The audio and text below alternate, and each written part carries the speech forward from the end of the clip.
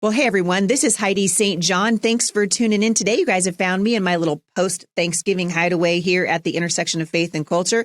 Today, I'm going to air part 2 of my interview with Dr. Jeff Myers. Stick around. I think you're going to be encouraged.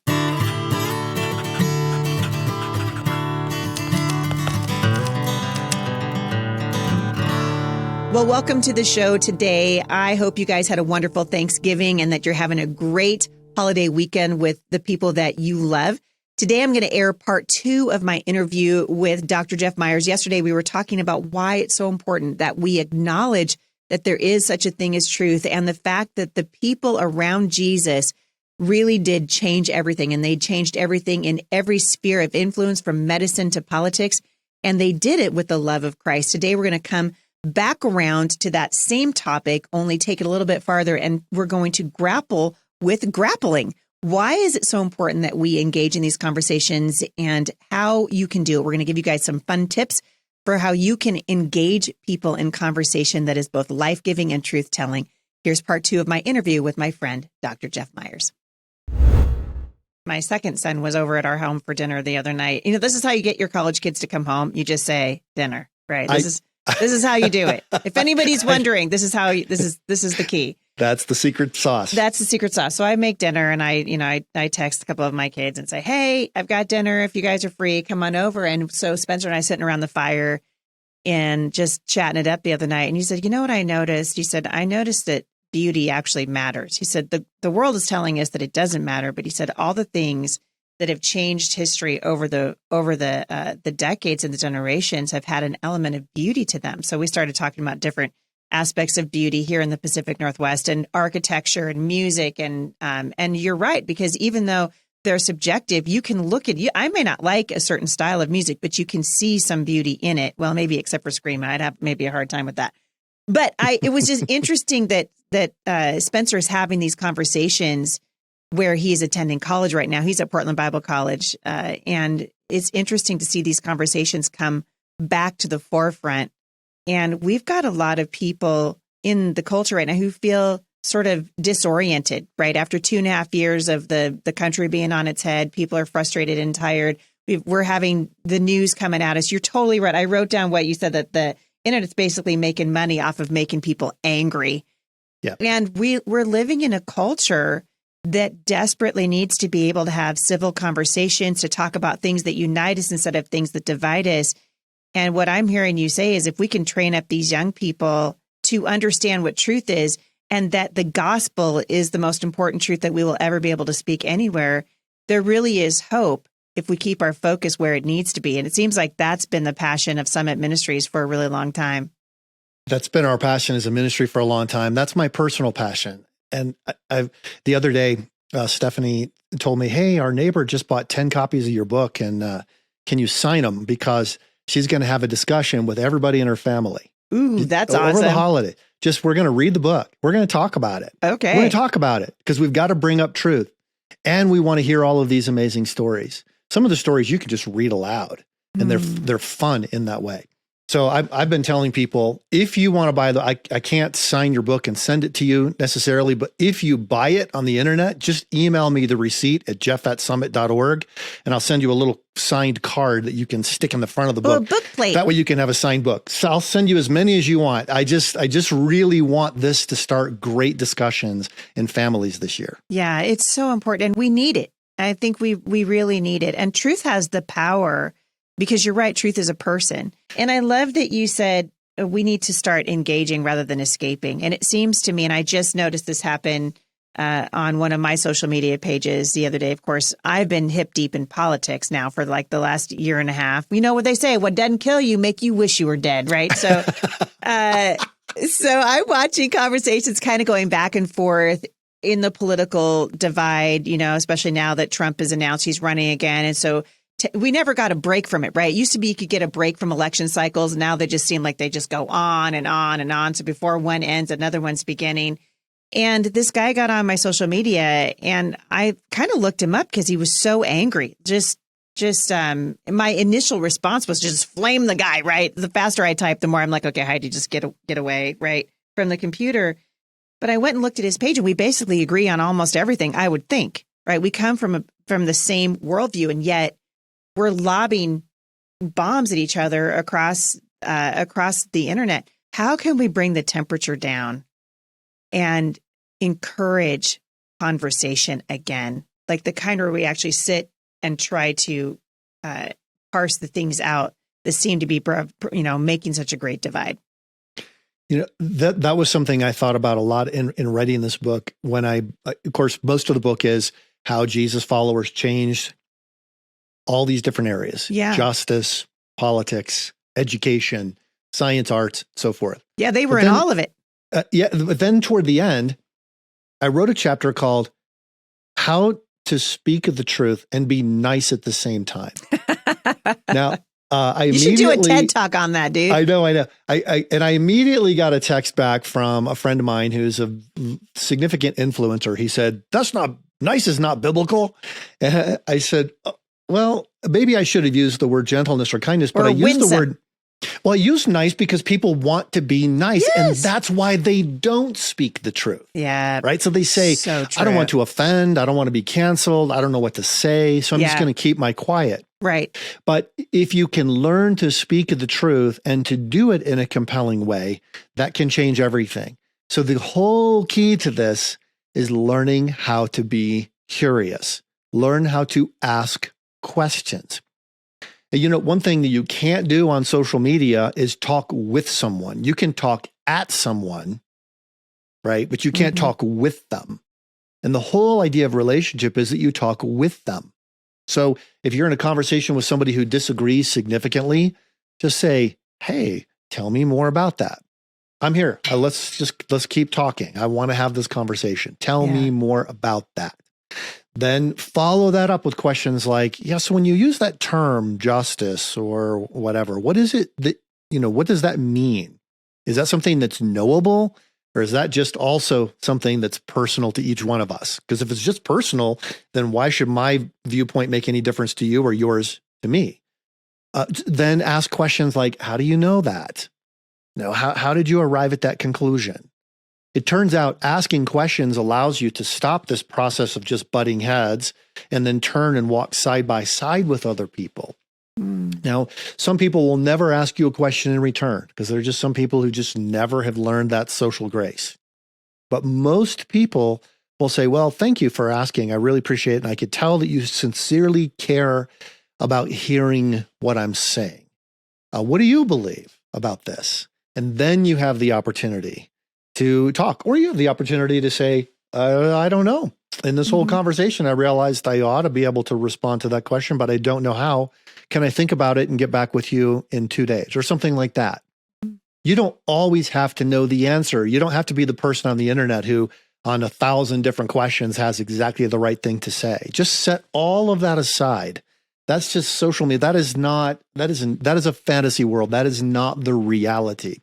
The reality is the opportunity that you have to relate truth and relationship every single day through the little interactions that you have.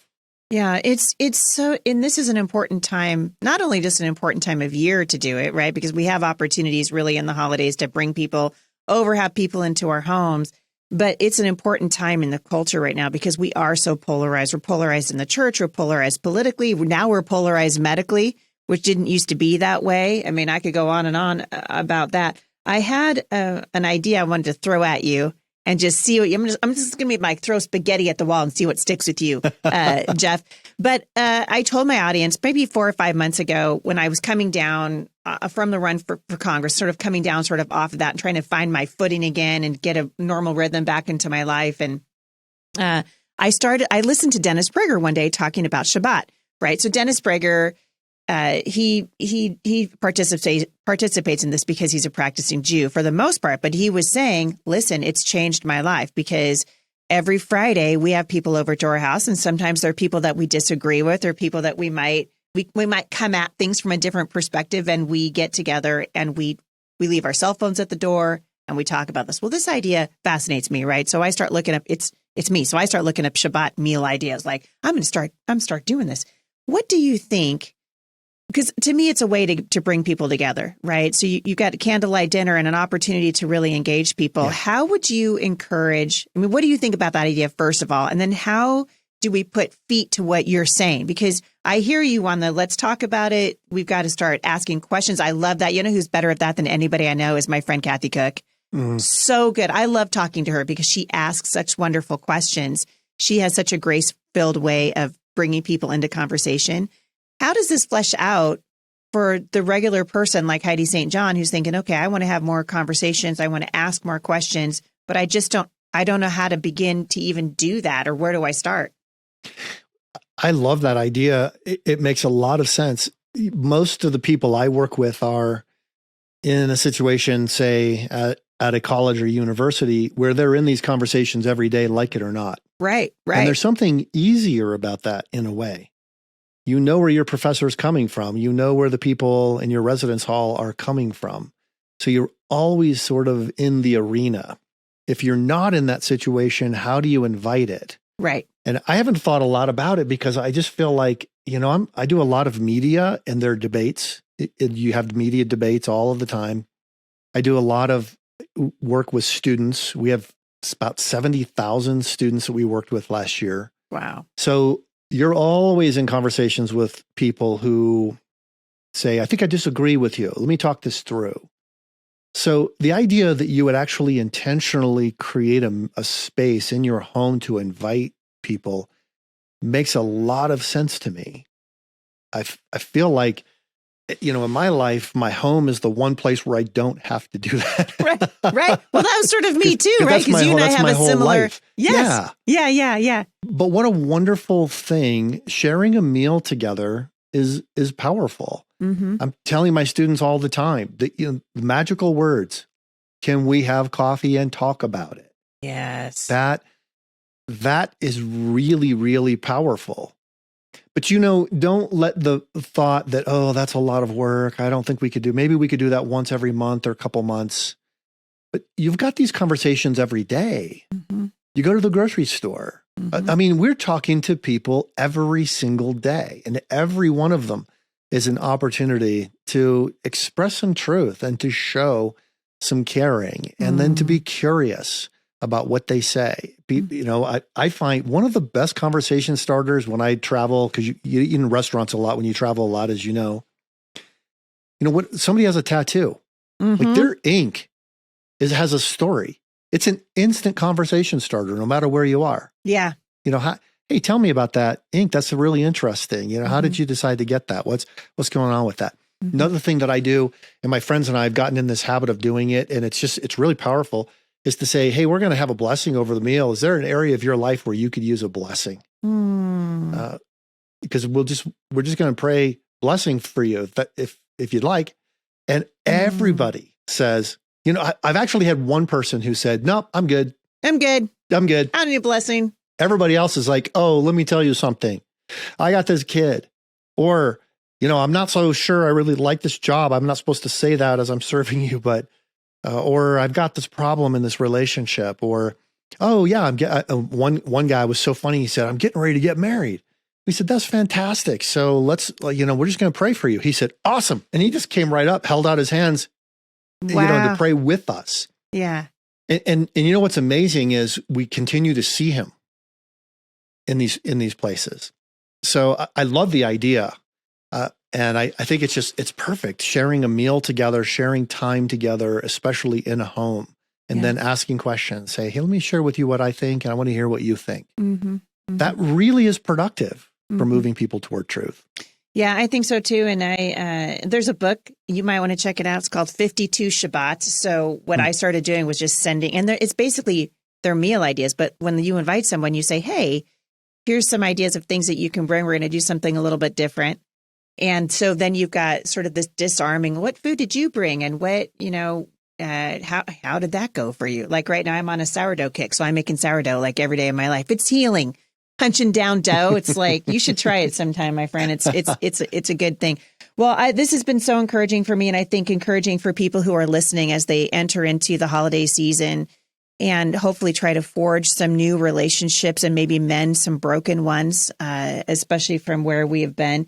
and just the commitment to truth. And tell everybody again about Summit Ministries, because you guys are reaching out to students. You're having a tremendous impact on what Thomas Jefferson called the rising generation, which so much of our focus, I mean, education is the front line. It really is. I mean, what are we looking at in the culture right now? Why are we so on our head? You can look at our high schools, our secondary institutions, and for sure our universities. So tell everybody about Summit Ministries. Well, we're equipping and supporting the rising generation to do two things: to embrace God's truth, and second, to champion a biblical worldview. At the core of that, we have everything from small group courses for churches. We have a brand new one called Now We Live that is free for small groups. We have 1,500 small groups going through that right now.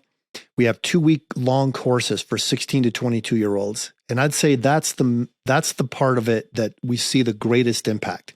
4% of young adults have a biblical worldview. By the time they leave those 2 weeks, 85% have a biblical worldview.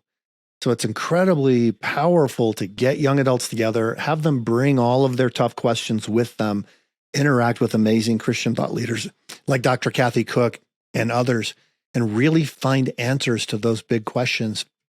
We've got a resource library at summit.org. The resources on there include videos, articles, all kinds of things on all the tough topics. So just check that out. Summit.org.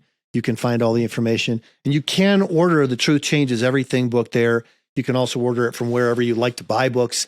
People always have their favorite sources, but just Google Truth Changes Everything. Maybe that'll help start the conversation during this Christmas season. I hope so too. And I just wish you guys the best. It's so great to see you. Thank you for taking time to come and bless my audience and just give them a little shot in the arm before we head into the most wonderful time of the year. And hopefully it's going to have people thinking about how we can reach out to our neighbors and our friends and maybe change the tone of the conversation a little bit and pursue truth, because truth really does set people free. Dr. Jeff Myers, what a privilege. Thank you for coming on today. Thank you. And thank you for being a champion for truth. You're welcome. If you guys want more information on Summit Ministries and my friend, Dr. Jeff Myers, go to HeidiSt.John.com/podcast, scroll down to the show notes, and I'll link back to it. Or you can go directly to summit.org. You guys, they have awesome camps for kids too. They're doing a phenomenal job equipping the rising generation with how to bring truth into the culture. You guys, thank you so much for listening. Hope you're having a wonderful holiday weekend, and we'll see you back here again